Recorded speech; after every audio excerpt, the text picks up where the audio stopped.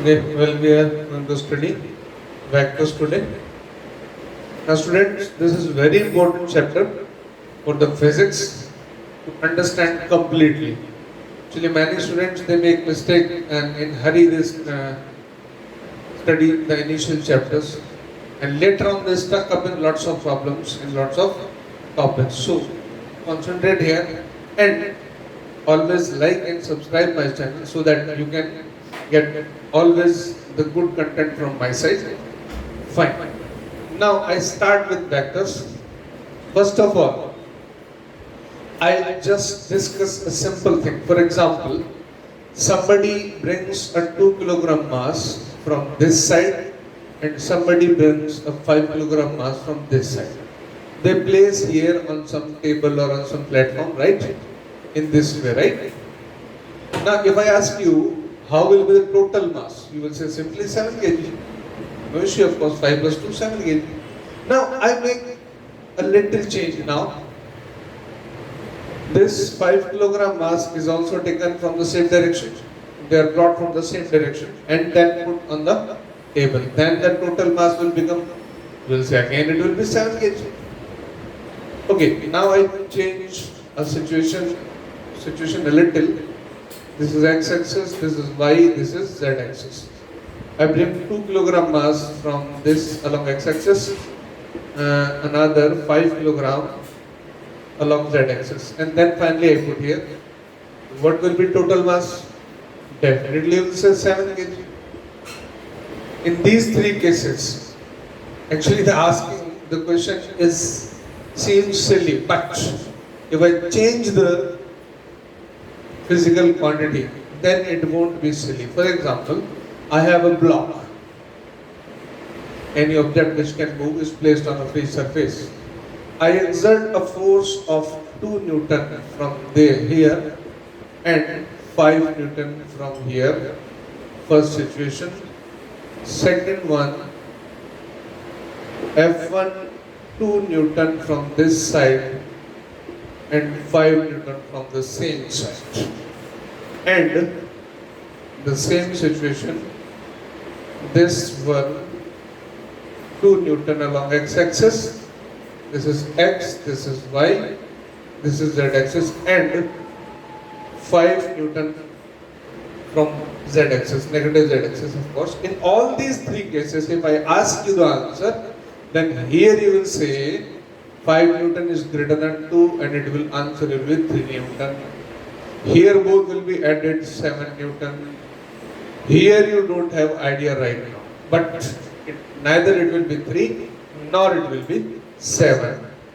Somewhat different answer you may get. Now from here, the definition or the need of a new quantity arises. What is the basic difference between mass and force? Mass has no direction, of course, but to apply force, one need to know in which direction to apply. Got it? So, I define in simple words, definition I give,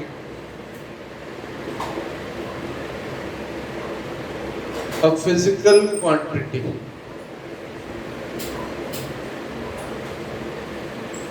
which has magnitude as well as direction. Right? But here, our present situation is, can be explained, is over. But there are few little words to be added in the term definition. What is that? This is first point, and in lots of books the definition of vector is completed here. Actually it is not completed. Another thing which is required, the quantity must obey the triangle law or parallelogram law of vector addition. This is a very important thing. It should not be added algebraically. Algebraic means like mass. Mass is always positive. You need to take care only the magnitude of that. Charge. Charge can be positive, can be negative also. Whenever you add charges, then you need to take care only the sign of the charge. Then you add them, some plus, some minus, and you'll get collective result. But here there is a different mechanism of addition. We will study later. That is, it has a particular name of it, triangle law or parallelogram law. After that, one more important thing which is maximum omitted in the books and by lots of teachers, that is what? The quantity must be commutative in addition. I hope you remember the commutativity. If I say A plus B must be equal to B plus. In vector form I should say, it is the denotation of vector. Later I will explain it. This is the definition of vector. Complete definition I will say. After that, I talk about the representation of vectors, because whenever we want to study something, then first we want to represent it. Actually, the vector is basically the part of mathematics. So there are going to be mathematical calculations to be done over the vectors. So first of all, studying any chapter of mathematics, you need to know about the terms, the notations, the representations. Here also, we need representation of vectors. There are two modes of representation. One is graphical, or I should say diagrammatic. What do we do? For example, I just take a practical example. From that you can better understand. These are the four directions: north, south, east and west. Now, I need to represent velocity of 10 meter per second along northeast. Now what I do here graphically, I draw a line says AB. This line AB, suppose I draw of 10 centimeters. What I have done, I have scaled 1 centimeter is equal to 1 meter per second. Then 10 centimeter will represent what? 10 meter per second. And I put arrow here. This arrow will indicate the direction. Length of the line will indicate the amount or magnitude of the physical quantity. This is graphical way. Actually, another way is not different. Actually, combining them makes the representation complete. That is simply what? Symbolic. Now, if this quantity is a vector, I will represent it by a symbol V. Then I can put an arrow over it. If I simply write V, then it doesn't show the vector. If I put an arrow over it. So one way, write the symbol, put an arrow. In lots of books you will find, if the quantity is bold-faced, that is possible in books only. In some books it is written in italics. And it is already given in the preface of the books. So you need not to get confused. But what we will be discussing, we will be using in this way. A symbol, putting arrow over it. Collectively, these two representations are not different. Now this completely represents the vector. This point where the arrow is called head of the vector, and this is called the tail of the vector. This is simply the representation of vectors. Now, up to yet, we can easily understand that there are lots of quantities which can be represented by, for example, force. Now, onwards, if you write force, then you'll write in this way, putting an arrow over the symbol, acceleration, velocity, energy. No, energy is not a vector, right? Say acceleration, force, velocity, displacement, distance. No, distance is not a vector. Furthermore, there is electric field intensity. I say electric. These are right. Now I discuss an exclusive point regarding vector.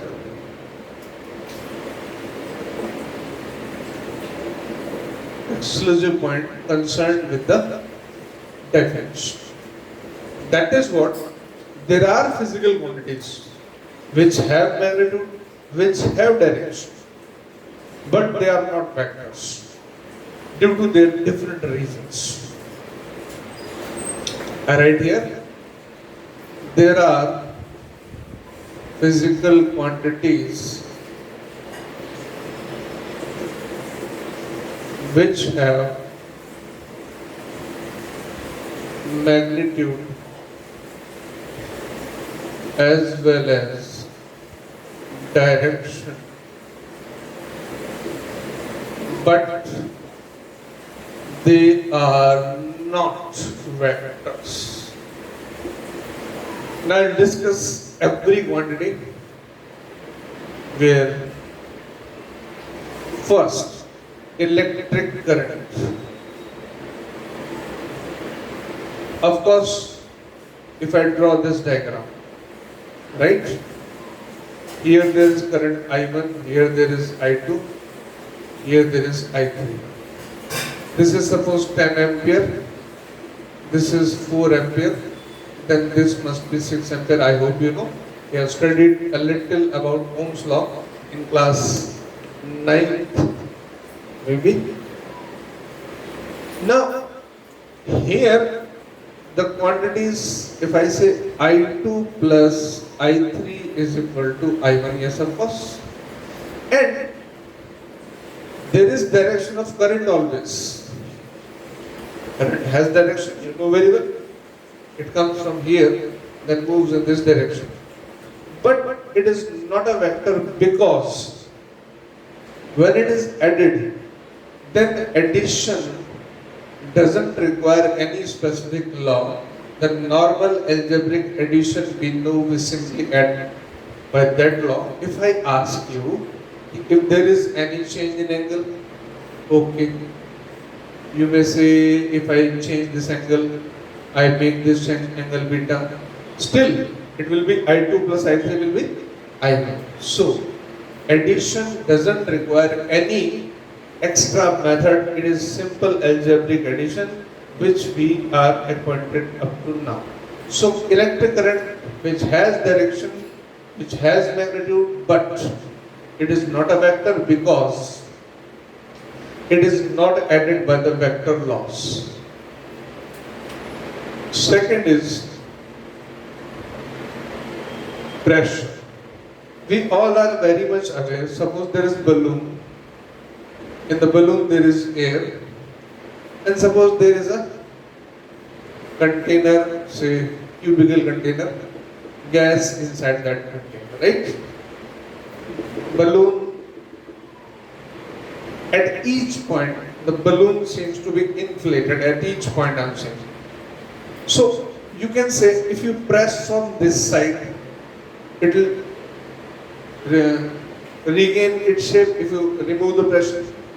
Definitely then, if I'm pressing from this point, then there must be pressure from this side, from inside to out.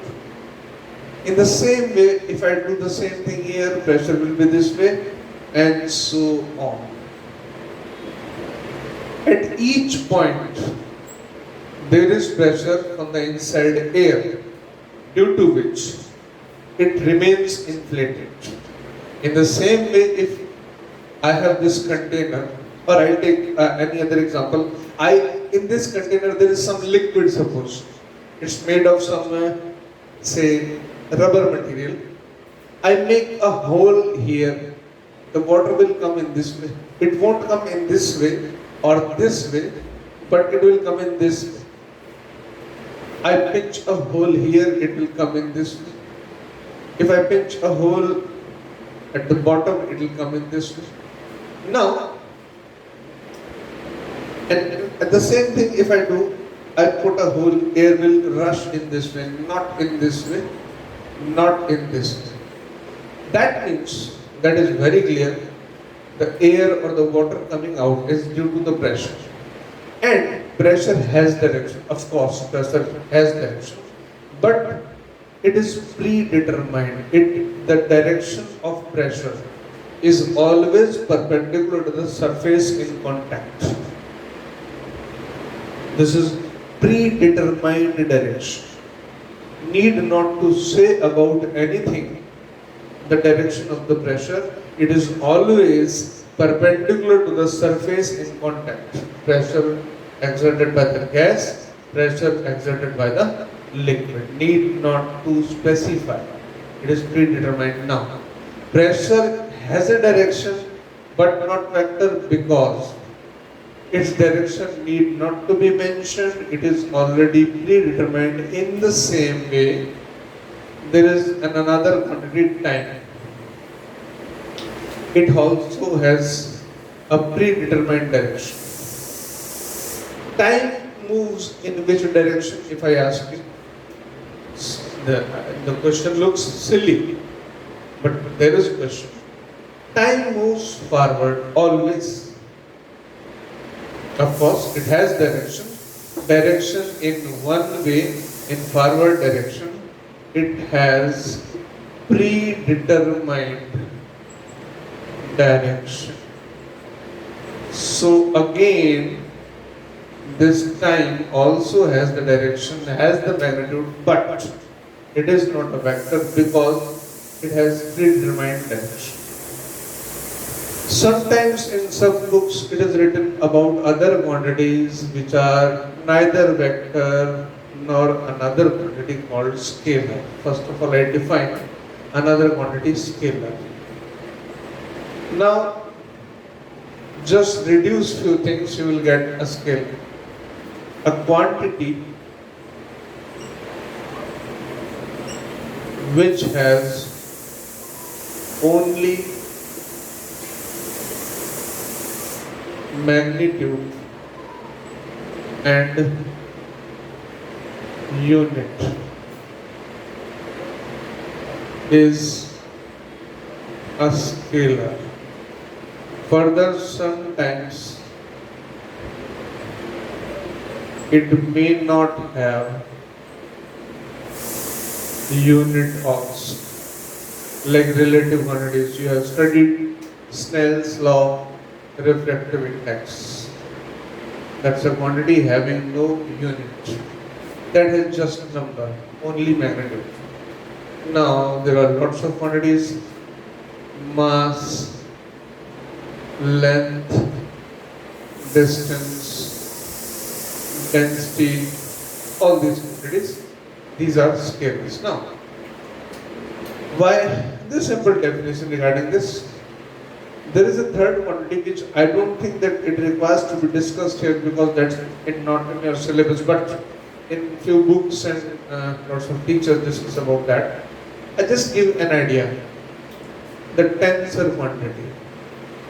I won't write much about it. The quantity, tensor quantity is, if it is measured in one direction, in another direction, I say quantity Q1, Q2, Q3. If you change the direction of measurement, its magnitude changes. Later on, when you study rotation mechanics, then you will first get introduced with the tensor quantity, which is moment of inertia.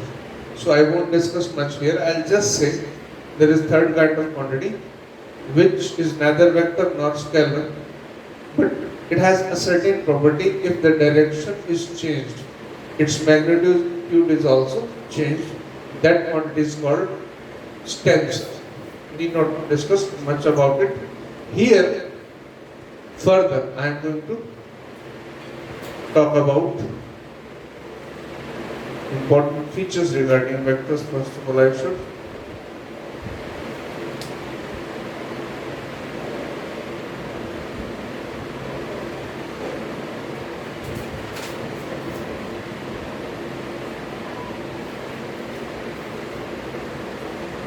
on the basis of representation, there are two types of vectors.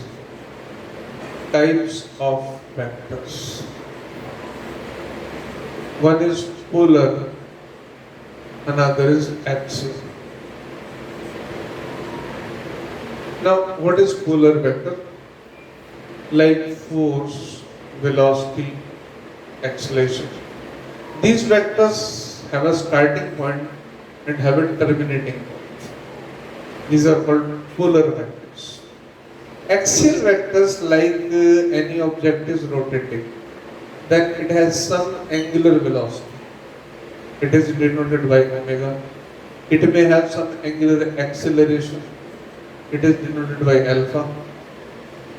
It may require some torque. Now all these quantities for a rotating object work along the axis. These are called the axial vectors. These are called the polar vectors. The rule of addition are same for both, but there are little changes. We will be dealing with these quantities when we will be studying the rotation mechanics, right? You must have an idea regarding that. These are the vectors, right? Now, I would like to discuss about the basic thing regarding vectors that we need to understand it.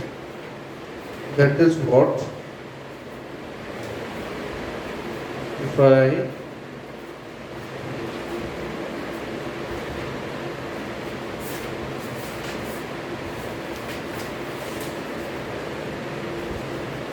now after that I talk about a very important thing. A vector is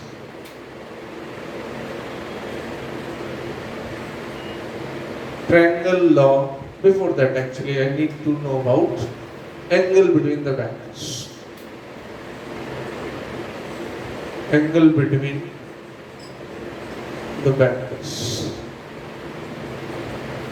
Before that, we should know a definition which is called equal vectors. If I draw a vector A and another vector B at some other place, these two vectors have equal length, same direction, representing the same quantity. Then definitely I can call that A and B are equal vectors. Of course, there is no need to say regarding this. A and B representing the same physical quantity. They have same direction, same length. And there is a very, you may call it, what a stupid definition, right? No. Now listen.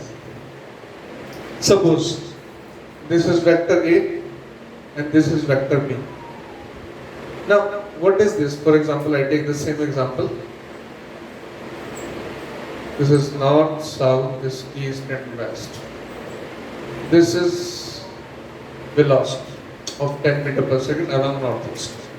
If this is indicating vector A, the velocity of 10 meter per second along northeast, then B is also representing the same. Now, if I bring B here, or I bring this, actually what I'm doing, I'm changing the position of B without altering its direction, without changing its magnitude. I'm just shifting it anywhere in space. The vector will represent the same thing. The vector will remain the same. That means, from this definition, we can conclude that a vector can be displaced or shifted anywhere in space without changing its direction and magnitude. If you are not changing its direction as well as magnitude, then you can shift anywhere in the 3D space the particular vector. This vector can be shifted anywhere. By the help of this property, we define the angle between two vectors. I write first the step first. Actually, this is about angle between the vectors. Step first. Place the vectors tail to tail. Step 2. If required. Now here the definition of equal vectors will be in use if required. I am saying if not placed tail to tail, then using shifting property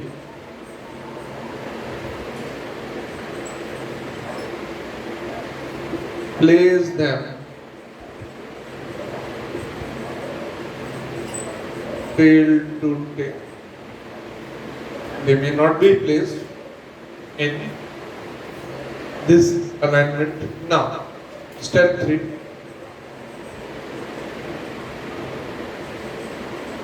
There are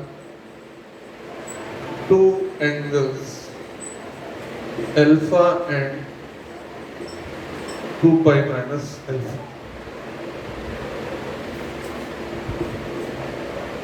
Choose the smaller one as the angle between vectors. Well, last and important point, I just write it by note. There is no angle measurement convention, say anti-clockwise positive and clockwise negative. There is no such convention in to find angle between the vectors. Here angles are always positive. Now, what does it mean? Let me show you by a diagrammatic explanation. Look, here is a vector A, here is a vector B. I take first example. They are not placed tail to tail. I use shifting property, shift A here or B here. I shift A here. Now there are two angles. This is alpha. This is 2 pi minus alpha. Now the angle between these two vectors is what? Alpha, of course. Second example I take. This is A and this is B now. Again, use shifting property. I shift B now. This is alpha and this is 2 pi minus alpha. Now the question is, which one is smaller? Of course this 2 pi minus alpha. So here the angle, I call it beta. Angle between the vectors is beta here.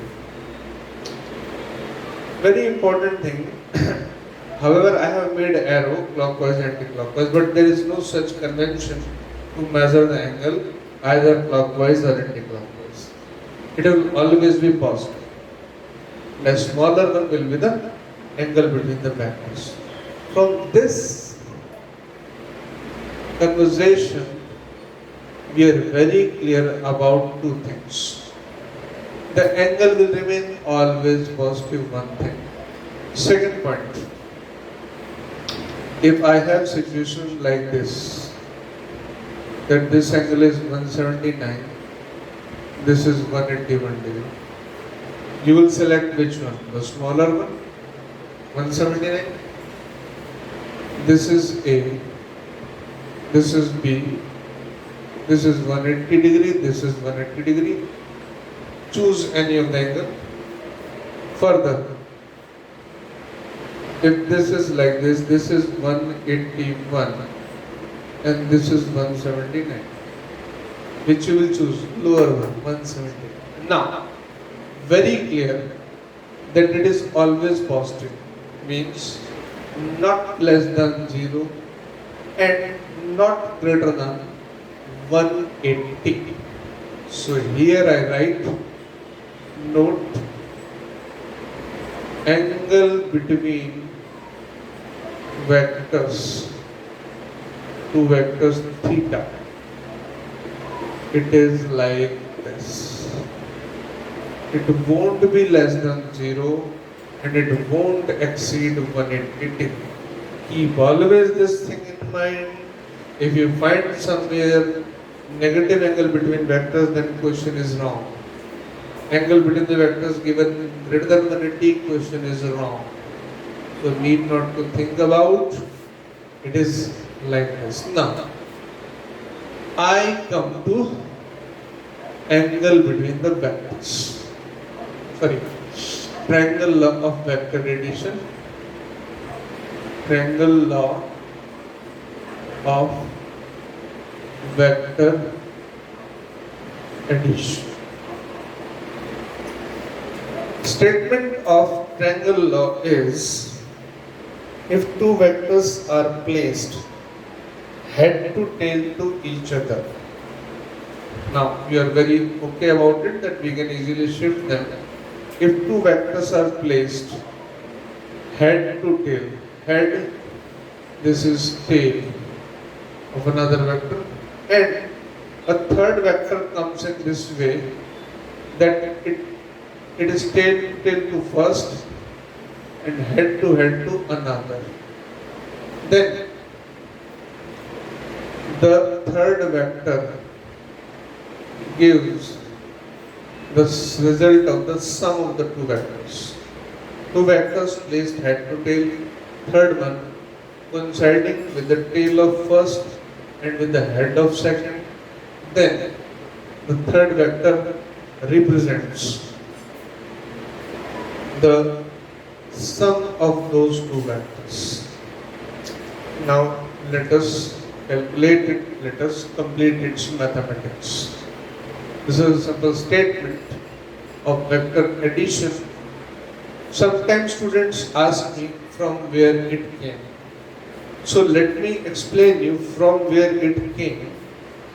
Actually, there was a problem going on with Newton. The problem with Newton was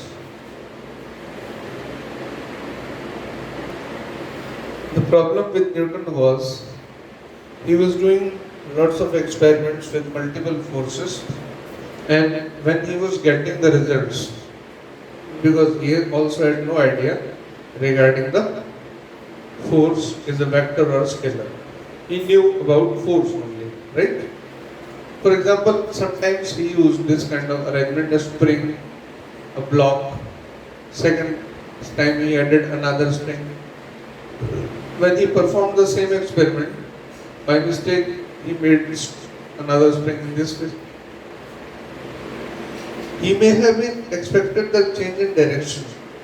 If this spring exert force, this F2, F1, F2, then total force he expected F1 plus F2. But when he made the orientation change. Then he was expecting it must also be F1 plus F2. Direction may be changed. But the result was not according to his thought. Then there was a mathematician, I don't remember the name, he was his friend. He went to him and then he asked that I'm dealing with this kind of problem. And fortunately his friend was also working on geometry. And he gave his all thesis that I'm working on these vectors or whatever you call. If you can get any help from it, then Newton worked on it. Finally, vector algebra is a huge part of mathematics. There are lots of things in vector algebra and mathematics. He extracted just 2-3 things from there and then he solved his problem, and that was he extracted out the triangle law and parallelogram law.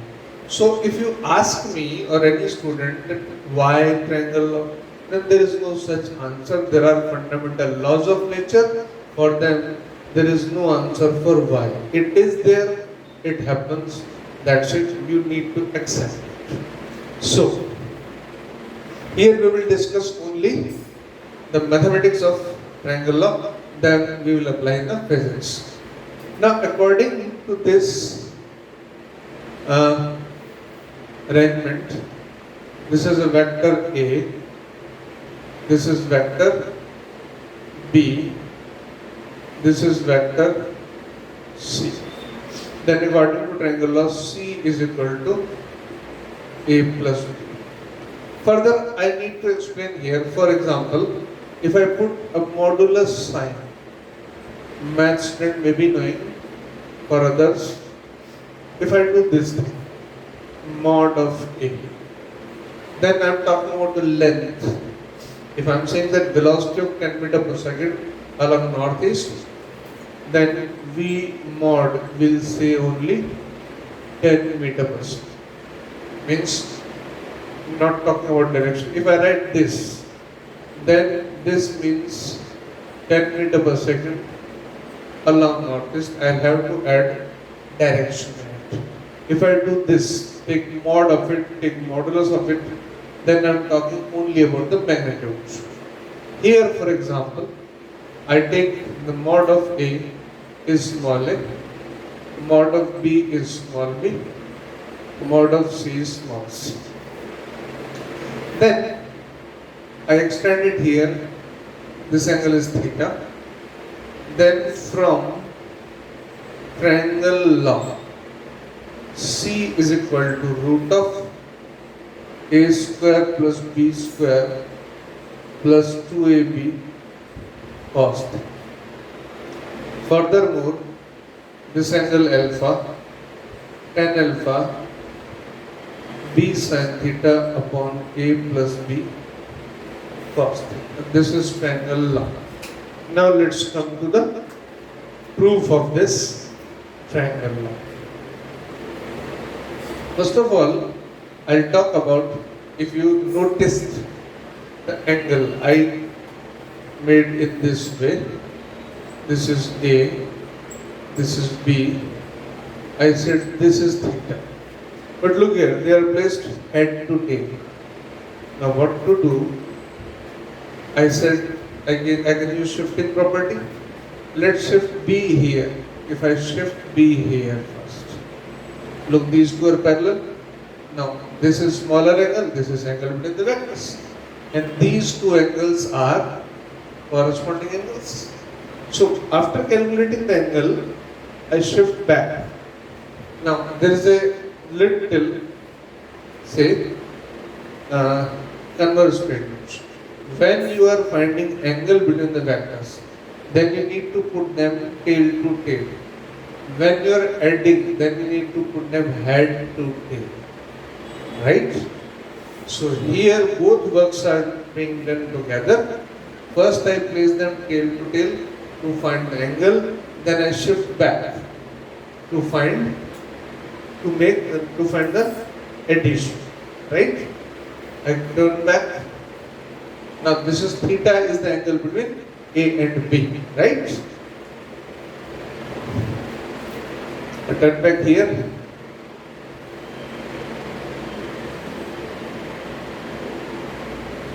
This point is say P, this is Q, this is R. This is vector A, this is vector B, this is C. Now, how to calculate simple mathematics, which is commonly asked sometimes in 11th class examinations, school examinations, how to prove it. This angle is theta. I put a normal here. This is normal, right?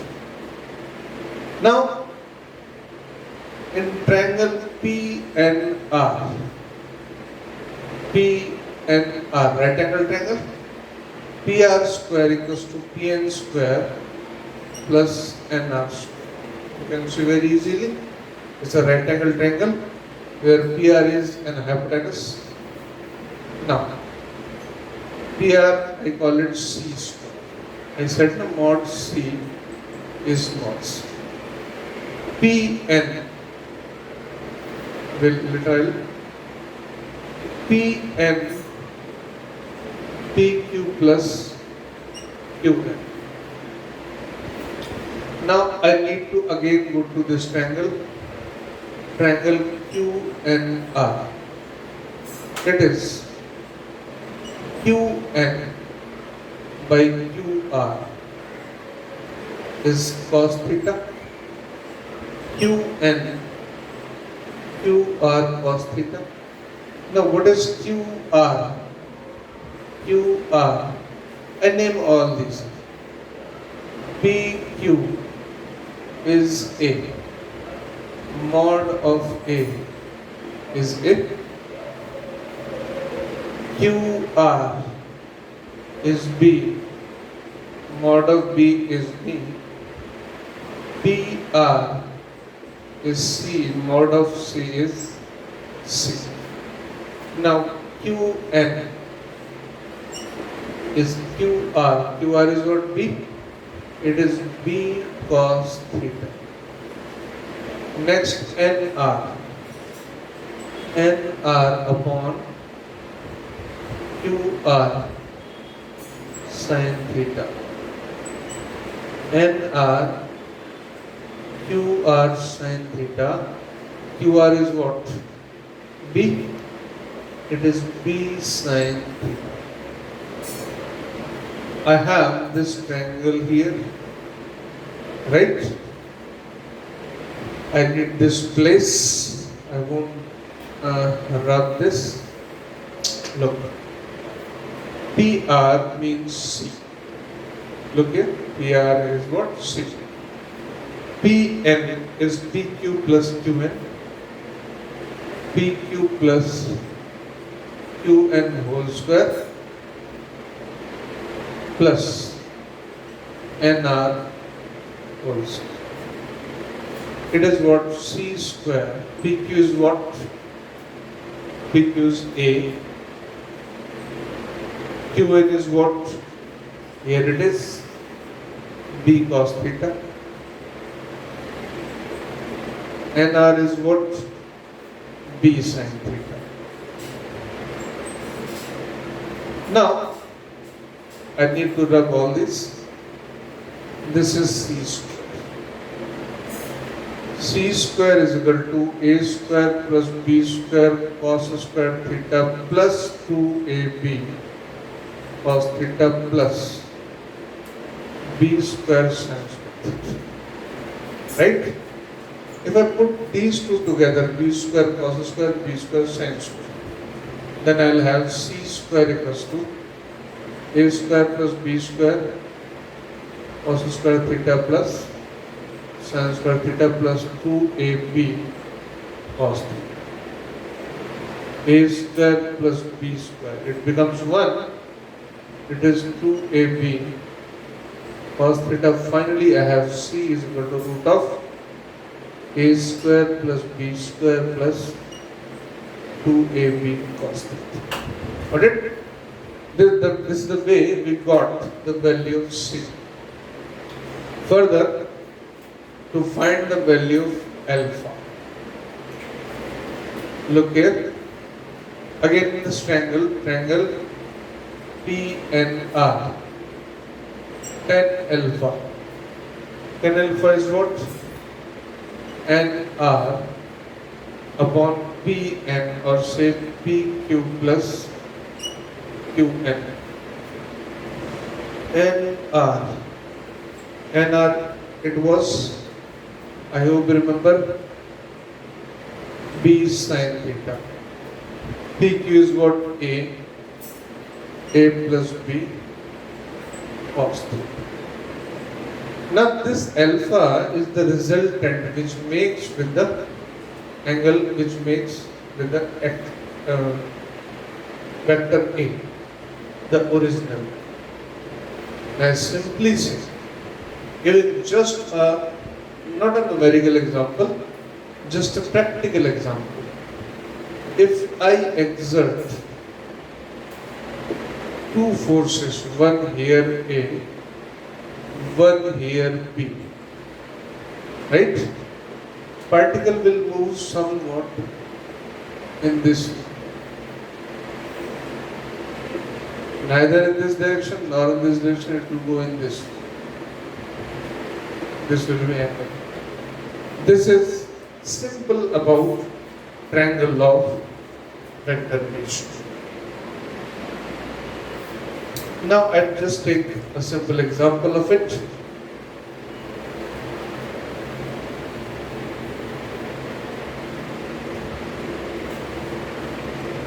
I take, there are two forces F1 and F2. I took an example, this is F1 and this is F2. There are three cases I am taking.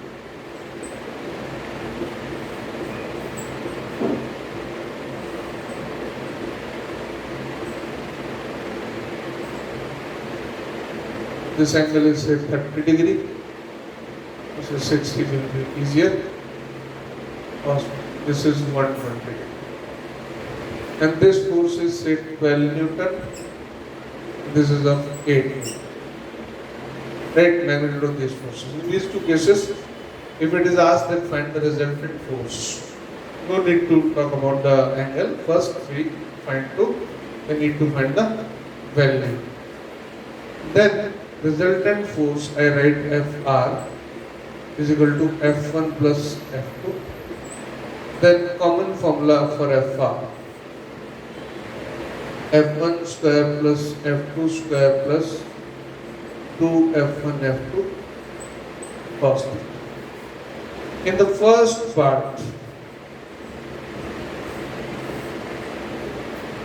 it is 12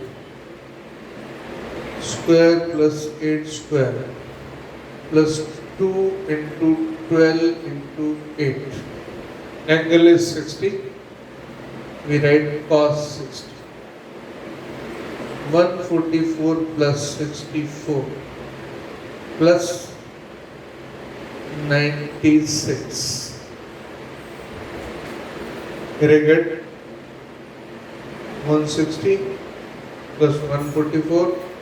It is root of 304. Right? At the same time, in the second example, I need to change the value of theta.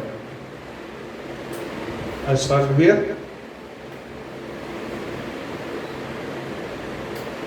Fr root of F1 square plus F2 square 2F1 F2 cos theta.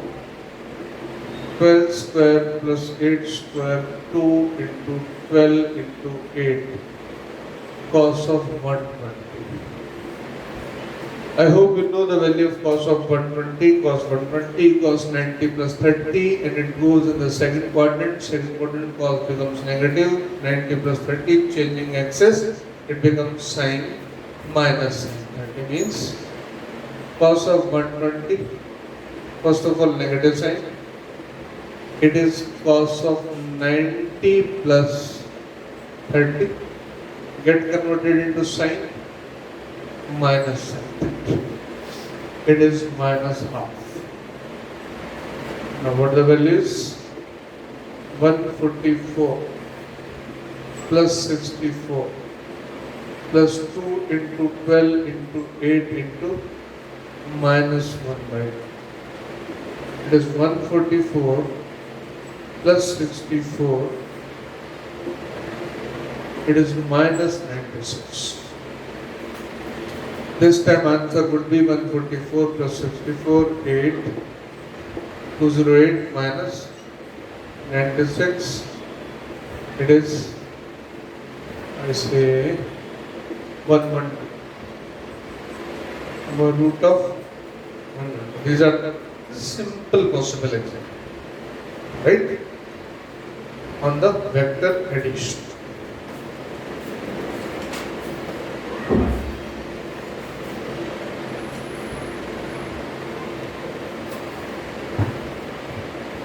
For example, I talk about a little complex example that is from the standard books.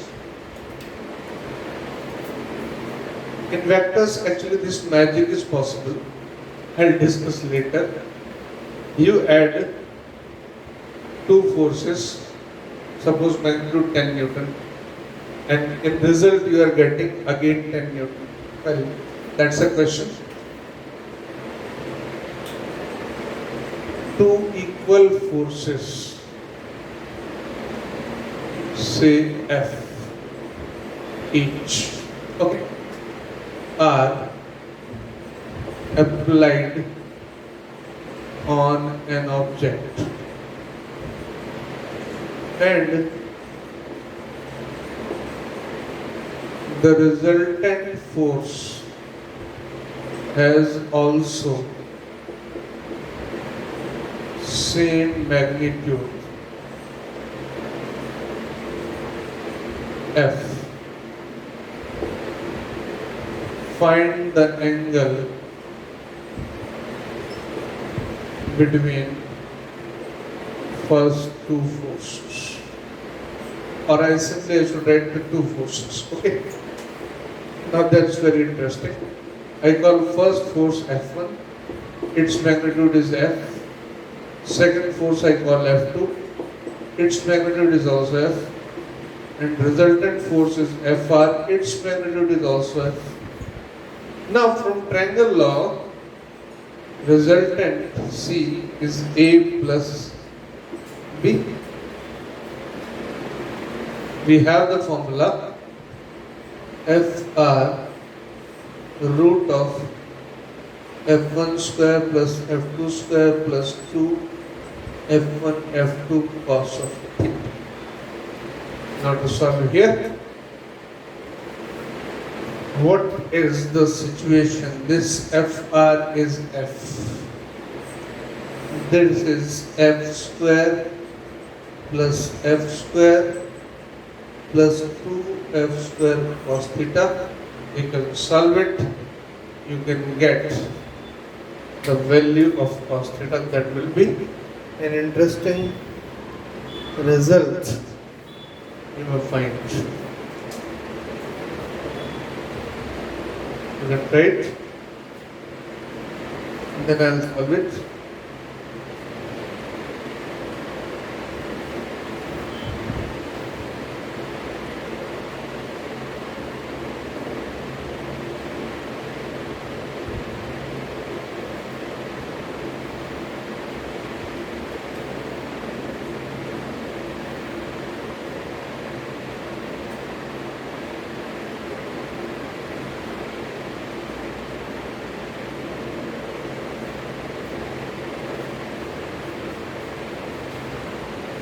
Well, I solve here now.